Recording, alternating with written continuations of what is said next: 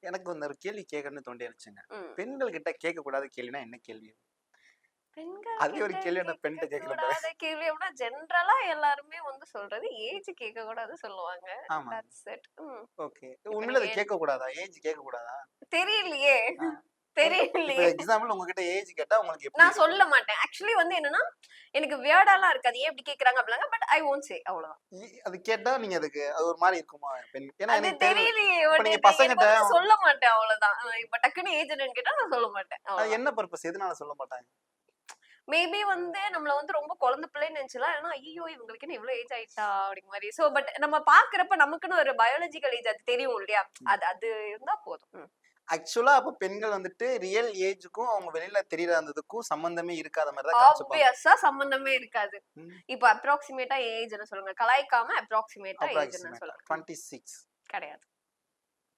ம். கிடையாது. அவ்வளவுதான். நெக்ஸ்ட் போங்க. சோ அதுதான். லுக் வைஸ்க்கும் ஏஜ்க்கும் சம்பந்தமே இருக்காது. ஆ, ஆமா. நான் கம்மியா சொல்லிட்டேனா அதிகமா சொல்லிட்டேனா தெரியல. எனக்கு இப்ப அதான் கன்ஃபியூஷன். யோசிச்சுட்டே இருங்க. அடுத்து. கம்மியா சொன்னா கூட ஓகே அக்செப்ட் பண்ணிக்கலாம். அதிகமா ஒருவேளை நம்ம சொல்லியிருக்கோமோ அப்படின்னு வேற தோணுது.